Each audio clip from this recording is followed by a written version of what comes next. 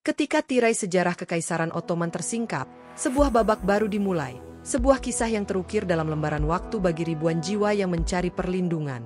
Mereka, kaum Yahudi, tidak hanya menemukan tempat berlindung, tetapi juga sebuah lahan subur di mana harapan bersemi dan komunitas berkembang pesat.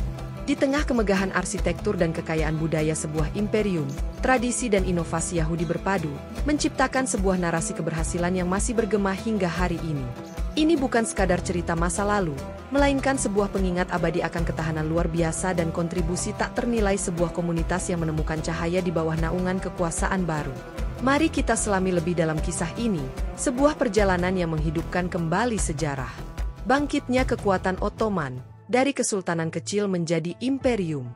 Pada awal abad ke-14, sebuah kekuatan baru mulai menapaki panggung sejarah, perlahan namun pasti mengukuhkan diri sebagai entitas yang diperhitungkan, baik dalam kancah politik maupun militer.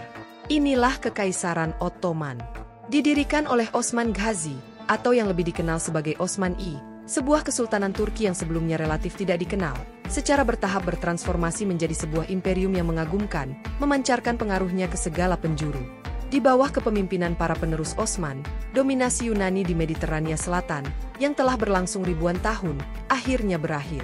Ini menandai dimulainya era baru, di mana pengaruh Islam mulai diperkenalkan secara luas di wilayah tersebut. Ekspansi Ottoman yang tak terbendung terus meluas ke Eropa, mencapai perbatasan Wina dan menjadikan mereka garis depan pertahanan kekristenan. Luasnya wilayah kekuasaan ini juga berarti bahwa beragam komunitas Yahudi kini berada di bawah naungan Ottoman. Sebagai contoh, komunitas Yahudi yang berbahasa Yunani telah menjadi bagian dari imperium ini sejak penaklukan Konstantinopel pada tahun 1453. Di kota yang kemudian dikenal sebagai Istanbul ini, mereka dikenal sebagai Romaniot atau Grego oleh para imigran Yahudi dari Spanyol dan Portugal yang datang belakangan. Di sisi lain, kelompok Yahudi berbahasa Arab yang dikenal sebagai Mustarab merupakan komunitas penting lainnya yang bermukim di wilayah yang mereka sebut Arabistan. Wilayah ini mencakup negara-negara yang sebagian besar ditaklukkan selama pemerintahan Sultan Selim I antara tahun 1512 hingga 1520, dan kemudian diteruskan oleh putranya yang legendaris, Sulaiman yang Agung, dari tahun 1520 hingga 1566. Bagi banyak orang Yahudi, penaklukan ini tidak dianggap sebagai musibah, melainkan sebuah penyelamatan dari kondisi sulit yang mereka alami di bawah kekuasaan Bizantium dan Mamluk selama abad ke-14 dan ke-15. Ini adalah awal dari sebuah harapan baru. Oasis bernama Kekaisaran Ottoman, perlindungan dan pertumbuhan.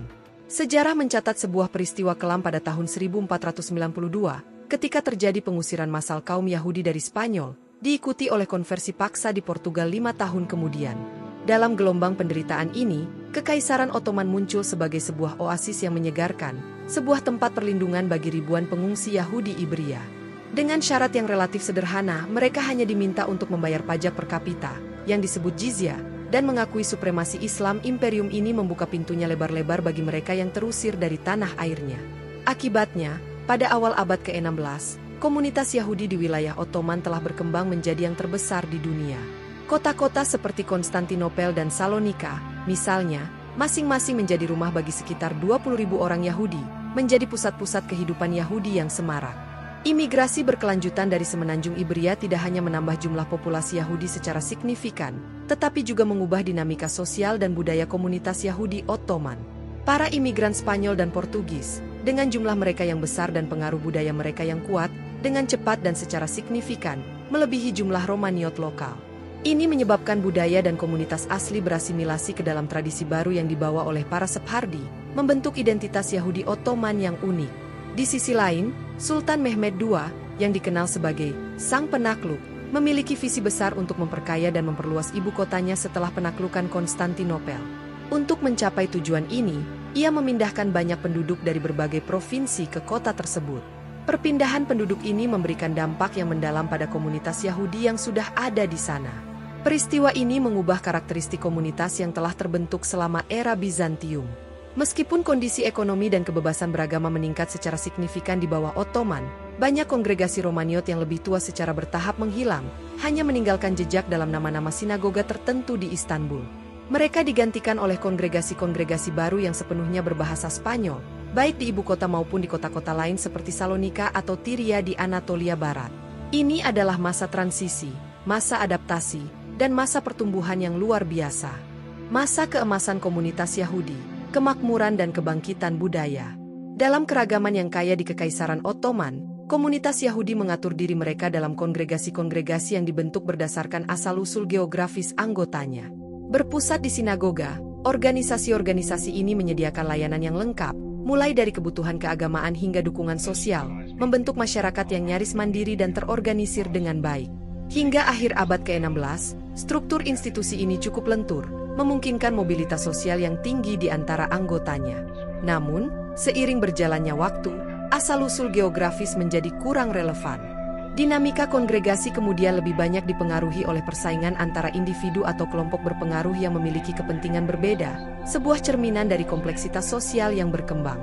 Era abad ke-16 secara luas dianggap sebagai masa keemasan bagi Yahudi di bawah kekuasaan Ottoman. Seiring dengan terus berkembangnya imperium, kebutuhan ekonomi pun meningkat, membuka peluang emas bagi kaum Yahudi untuk terjun dalam perdagangan dengan Eropa dan industri-industri baru seperti tenun wol.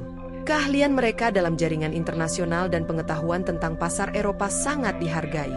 Tokoh-tokoh terkemuka seperti Don Joseph Nasi, seorang diplomat dan bankir yang berpengaruh, dan Solomon Ibn Yais, seorang pedagang kaya dan penasihat sultan, memimpin dengan memanfaatkan koneksi keluarga internasional dan pemahaman mereka yang mendalam tentang Eropa. Mereka tidak hanya mendukung Sublime Porte atau pemerintah Ottoman, tetapi juga secara aktif melindungi dan memajukan komunitas mereka sendiri. Di samping kemakmuran ekonomi, budaya Yahudi juga mengalami masa kebangkitan yang luar biasa. Shulchan Aruch, sebuah kode hukum Yahudi yang komprehensif yang disusun oleh Rabbi Joseph Caro di Safed, Palestina, menjadi karya yang sangat dihormati dan berpengaruh di seluruh dunia Yahudi. Sementara itu, Luriani Kabbalah, sebuah aliran mistisisme Yahudi yang dikembangkan oleh Rabbi Ishak Luria di Safed, menandai salah satu aliran pemikiran mistis Yahudi yang paling berpengaruh dan mendalam dalam sejarah. Masa-masa ini seolah menjadi pengejawantahan dari potensi budaya yang selama ini terpendam akibat berabad-abad penindasan.